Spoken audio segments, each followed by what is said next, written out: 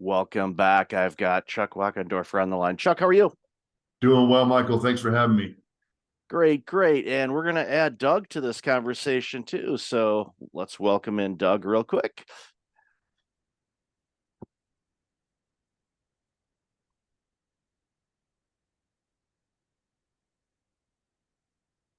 Hello, Doug. Welcome to the show.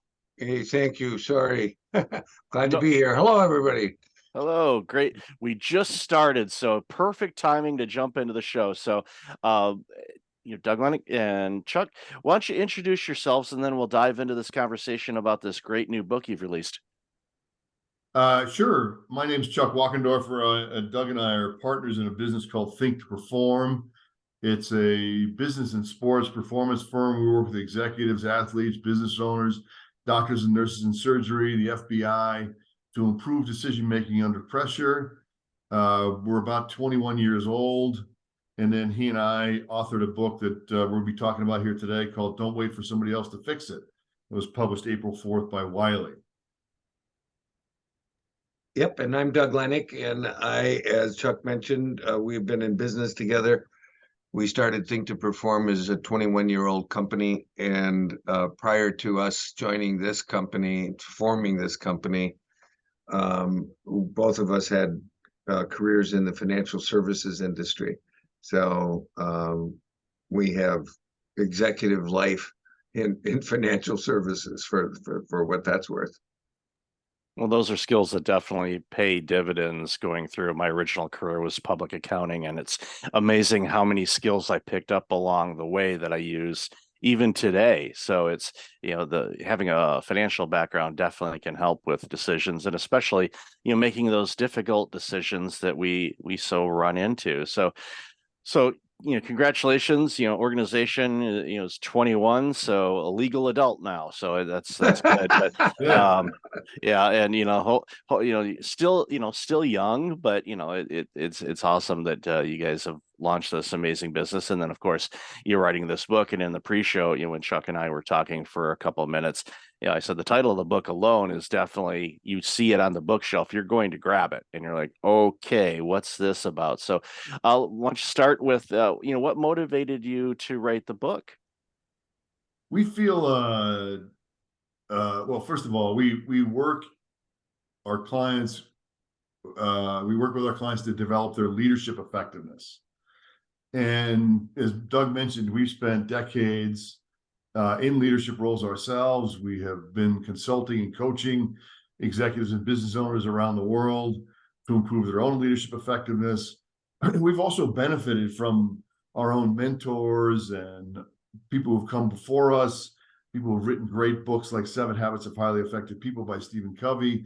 And so we felt a responsibility to extend what we've learned, what has benefited so many of the people that we've worked with into this book. And part of our vision at Think to Perform is to enhance the world by improving the decision-making and performance of the individuals and organizations we touch. And so we've been working for the last 21 years to enhance the world. And people can't always hire Doug or myself or other people in our company. So we try and provide the tools and the content in different ways. So we have a YouTube channel, we have an audio library, we have workbooks, we have values cards, but then we wanted to put everything that we think is timeless that can help anybody anywhere improve their lives or the lives of people that they care about. And so that's kind of the genesis of the book. We wanted to put all of this in one place. We identified these 8 essentials, and we wanted to make it a workbook so people can not only read the book and learn about the tools, but apply them. And that's really where you're going to get the results, is in the application. If I don't use what I've learned, it really doesn't benefit me that much. And so it is a book meant to be used. Doug, anything you'd add there? Well, what I would simply say, that you said it really well, and what I would say, Michael, is, and by the way, I have to congratulate you. I never made it. I was going to be a public accountant, so I dropped out a quarter short of a degree in accounting. So God bless you for finishing. I didn't. I did eventually graduate from college, but not with a degree in accounting. But I would say what Chuck said is pretty much on. So I don't think I have a lot to add there. I did want to comment on your CPA-ness and the value of that, because it's clearly valuable. But we wrote this book because we believe that every human being in the world, and the world has now crossed 8 billion, so we now have more than 8 billion people in the world. We think that everybody in the world influences the people around them. So wherever one lives in the world, unless they live literally by themselves, they are influencing people around them. And with that comes a responsibility. So we take the position that everybody is an influencer, and we label them therefore a leader. Leadership is that which one does to influence the behavior of others. All of us are leaders, and we're challenging ourselves as authors and our readers to not wait for someone else to do something about all the stuff that we can look around and see could use some fixing. So, and we're in a point finger world today, and we're saying it's time for reasonable people to say, hey, I'm not going to wait for somebody else to fix it. I'm going to step up and I'm going to fix it. I'm going to make a difference myself. And that's why the book is meant to be a workbook. Anybody should be able to open literally any page of the book. You can go to any page and find something. I just opened it up accidentally, came to page 117, and it says, decision making is a full-time job. If anybody just opened it up and just decided, I'm just going to read about decision making, it's a full-time job, that will be valuable. If they go into the chapter on igniting integrity and responsibility, simple little things like standing up for what's right, basic tools that people can actually use to make a difference in their lives and in the lives of the people they influence, literally immediately. And so that's what we're hoping to accomplish. I love how you say everyone is a leader. It reminds me when I was working in healthcare, I was running healthcare clinics, and one day, one of the receptionists that I had hired, and I've shared the story about her skill set and when I hired her, because she didn't have any medical experience, but she had customer service experience working for a cell phone company in retail. So I thought, well, you are used to taking abuse, so welcome to healthcare, and you'll get the abuse from the patients and the doctors and everywhere around. So you'll be tough on that. You'll learn the dialogue and the acronyms in healthcare and all of that, but I knew you'd be fine. And one day I heard her say to somebody, I'm just the receptionist, and I pulled her aside quietly. I said, okay, one, you need to remove the just the. You are the quarterback of how this clinic runs. Yes, I'm the executive, fine, but you control the flow of how things are done, from scheduling patients, from coordinating referrals, from making sure that you can advise the patients that there's a little bit of a wait. That's why they call it the waiting room, by the way. You're gonna wait. Appropriately named room for sure, but you navigate and control the rudder on this ship. Yeah, I'm directing, but my hands aren't on the rudder. My team is. And I said, so don't undersell yourself on this. You are critically important to this organization. And she just got big-eyed, and it was all gleaming and stuff, because it was a different perspective for her.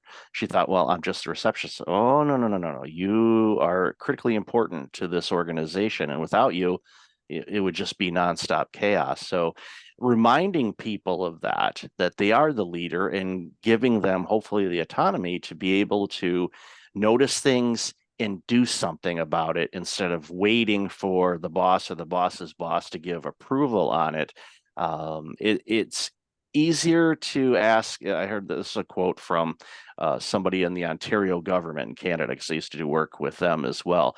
And one of the phrases in when they're working with healthcare and all that kind of stuff, was that it's easier to ask for forgiveness than permission.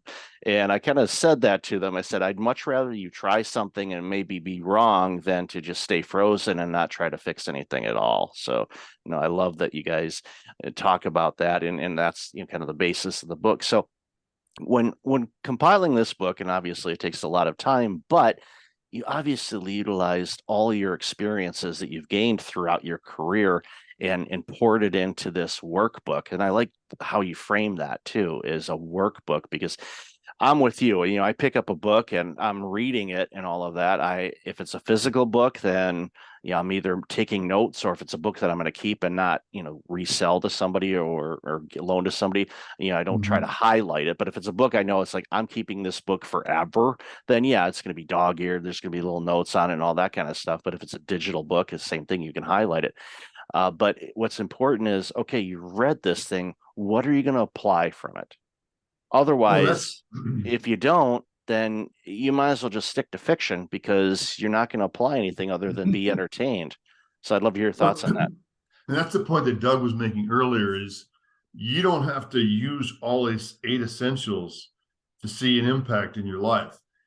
But if you use something from the book, anything in the book, it will begin to make an impact in your life. And we have this leadership logic chain, which is, if I want to be more effective with other people, it begins with me doing a better job of managing myself.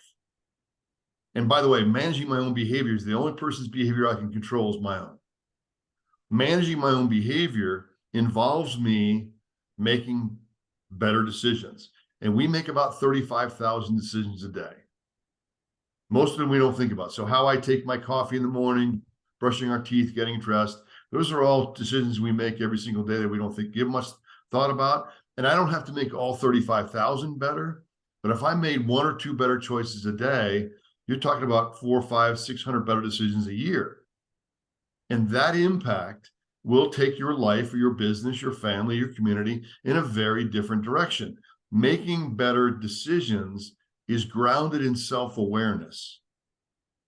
So it's me paying attention to myself, my behavior. What am I thinking? What am I feeling? What am I doing? Has a big impact on how I influence other people. So it's almost counterintuitive that for me to build a better relationship with you, the person I have to pay the most attention to is me. And the thing about self-awareness is none of us is 100% self-aware 100% of the time. And so we talk about in the book how to improve self-awareness. So knowing my real self involves me paying attention to myself more often. And we talk about an exercise called the freeze.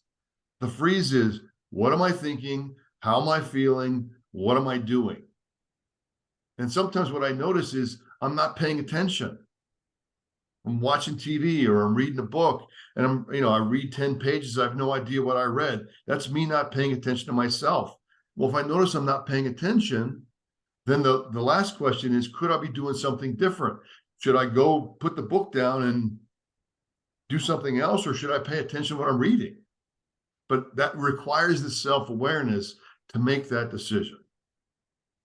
Yeah, so the bottoms up, if you take that logic chain, we go bottoms up, it's self-awareness first, and which is problematic because it's we jokingly say, but it's funny because it's true.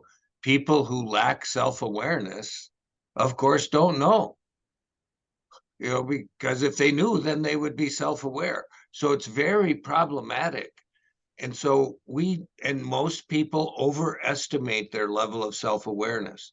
And Chuck said it really well. We read a book, we read a number of pages, and then we go, oh, what did I read?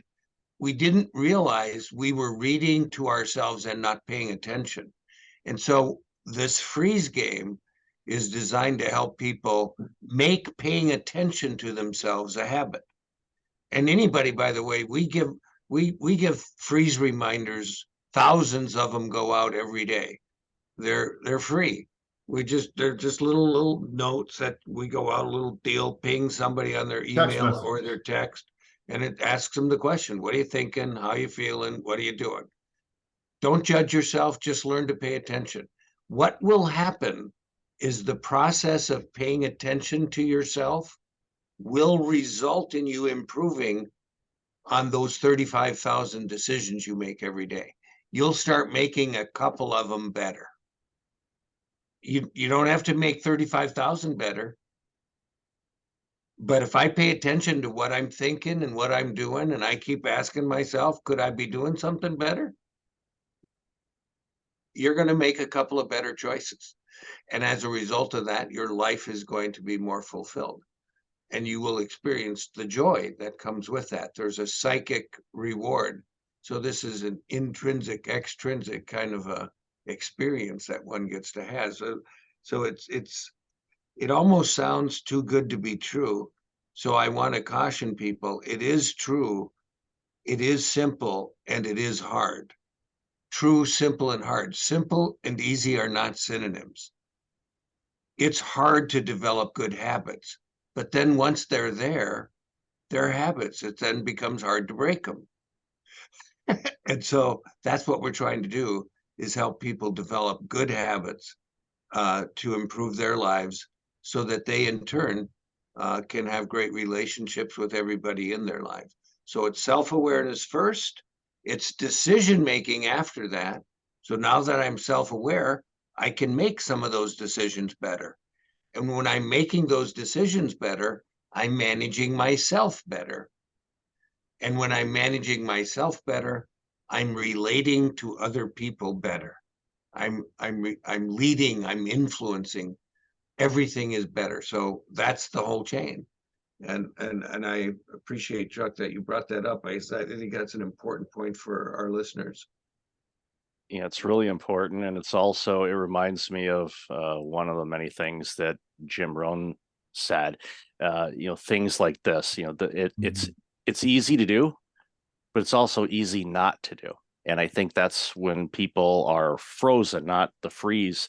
And I love that you send out those reminders to people. It's kind of like okay, touch point. Where are you? What's going on? How you feeling? What's your energy level like? What are you doing? What are you focusing on? And I too, I'll be in a book, and I'll read 2 or 3 pages, and I'm like, okay, what did I just read? And it's like, well, I saw letters and they were connected to each other, but I don't remember anything. Or if I realize, if I'm looking at it and all of a sudden it looks like the letters are doing a little bit of a mamba, it's like, okay, it's time to put the book down, because I'm obviously at this particular moment in time not going to retain a thing.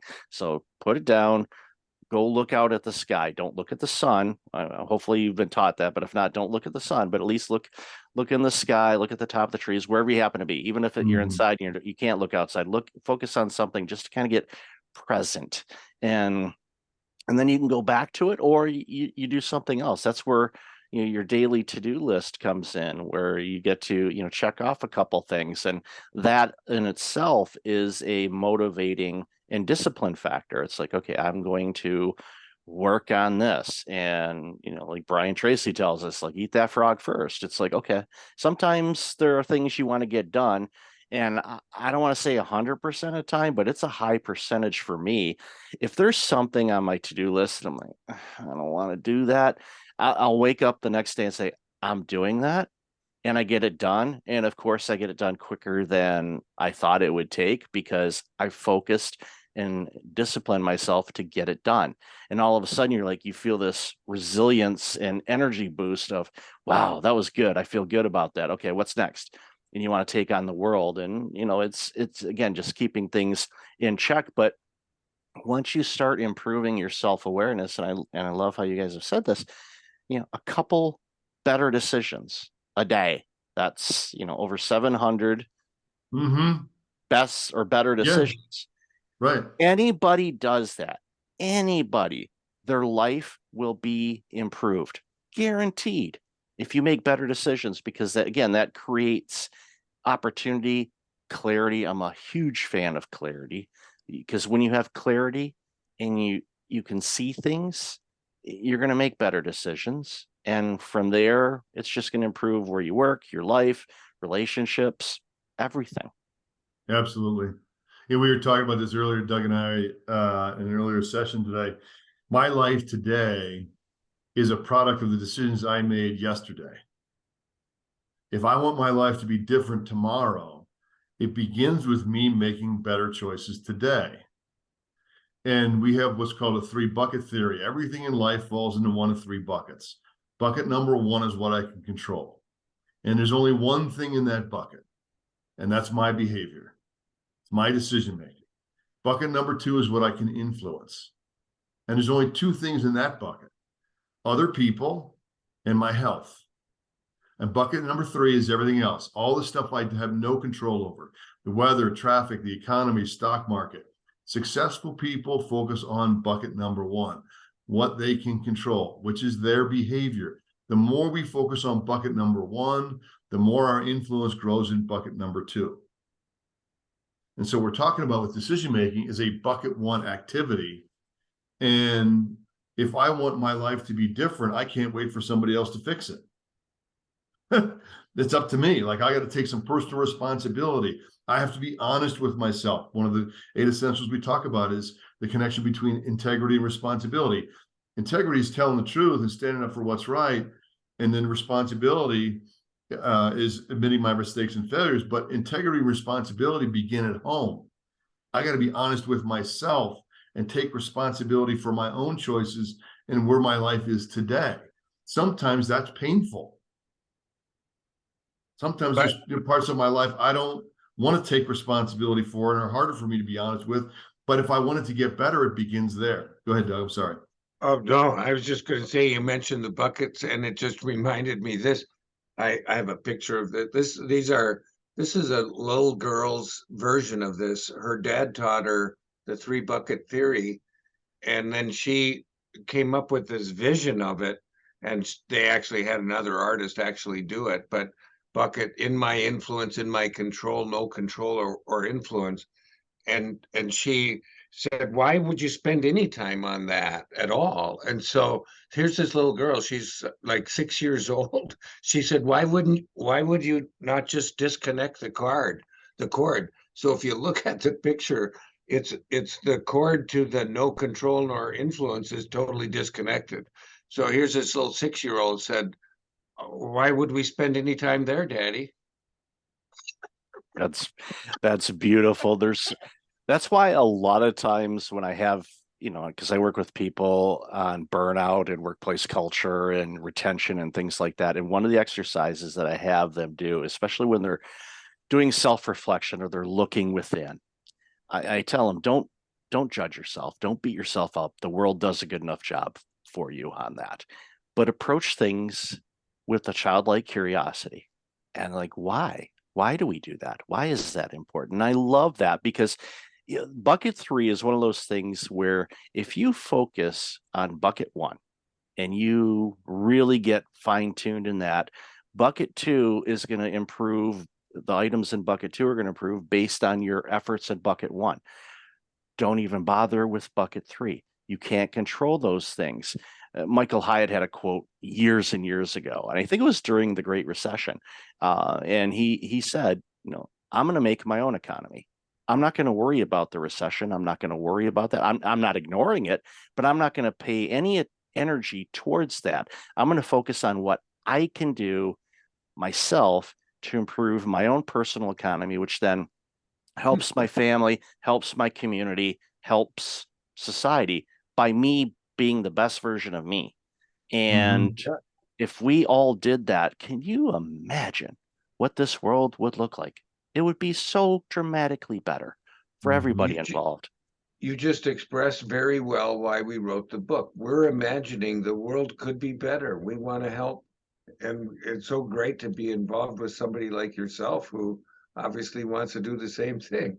So hadn't met you before, but we certainly are in lockstep and agreement on this. This has been great. Thank you for having us. Well, and to the example that you mentioned, Michael, is imagine if everybody worked on improving their own economy. I mean, just think about that. What that impact would be on the world. It'd be unbelievable.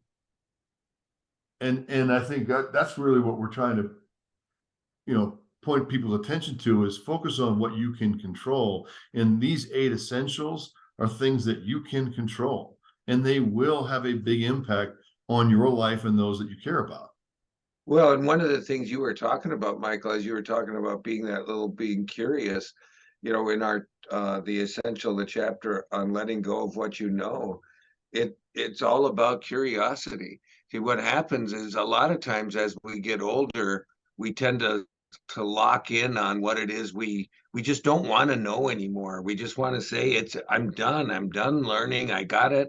I just want everybody to agree with me. Let's stop, but the reality is if we can maintain that childlike curiosity, because what we will discover, the more we learn, the more we will know we don't know. And so we got to let go of what we know so that we have the opportunity to learn what could help us go to the next level. Human nature is such that we are relentless in our effort to progress. The human nature is such that we will always see problem and opportunity in our circumstance. So we cannot stop, luckily, the advancement of humanity. But each of us can contribute to a healthy advancement. And today we need that, especially today, as artificial intelligence rises in its applications. It's real important that human intelligence kind of lead the way. So we need people with the equipment, the 8 essentials, to help them make a positive difference every day. We interviewed people from all walks of life, Michael, in the book, as I'm sure you've seen, mountain climbers, polar explorers, Olympic coaches, nonprofit leaders. But one of the people we interviewed for the book is a guy named Jeff Stiefler, who used to be the president of American Express. He was also the CEO of a company called Digital Insight. Anyway, one of his sayings is, everybody wants to be in the groove. Nobody wants to be in a rut. And wisdom is knowing the difference. In order for me to be wise, I have to be self-aware, right? I have to be able to examine myself and go, am I in a groove or am I in a rut? Is this taking me to my life where I want it to go? Am I taking responsibility for those choices? That enables me to be wise, but I can't be wise unless I'm self-aware. It's so important. And I love that quote. It's definitely something that I will, add to my repertoire as well. And in closing, before, I have you share where people can find you in the book, when we were talking about artificial intelligence, for some reason, this quote came in mind, and this is an old quote. It's from John Dvorak. He's, a tech writer. I'm assuming he's still writing, because I don't usually read the tech magazines as much as I did when I was younger, but he had a quote when AI was first starting to be bounced around, even, a couple decades ago. He says, yeah, this AI stuff is great, but I'm still holding out for artificial common sense. But we're still waiting, John. We're still waiting. Mark Twain says the only problem with common sense is it's not very common. Nope, not at all. Not at all. So I've loved this conversation, gentlemen. Where can people find out more about you and this amazing book? The book itself, you can get anywhere, Barnes & Noble, Amazon.com, Porchlight Books. It's available. Our website is perform, all one word, thinktoperform.com. You can buy it there. You can also go to the website and do our values exercise for free. Get a virtual card deck. You can follow Doug and I on LinkedIn, on X. What else am I missing, Doug? Yeah, you caught X. I was like, wow, I'm still tweeting, and you're actually you're cutting edge. The other thing is, Doug's going to be giving a speech in Barcelona for the consortium on research for emotional consortium for research on emotional intelligence in organizations, on the impact of moral intelligence and emotional intelligence as it compares to AI. You mentioned AI, Michael. And then I've got a TED Talk coming up October 7th in Montreal. So you'll be able to catch some of that, either one of those places, if you don't buy the book. That's awesome. Yeah. And I'll definitely have all that in the show notes. So really appreciate both of you. Thank you again so much for your time today. Really appreciate this amazing work, and keep at it. The world needs you too. So thank you so much for your time today. Really appreciate it. Thank Our you, pleasure, Michael. Michael. Thanks for having us.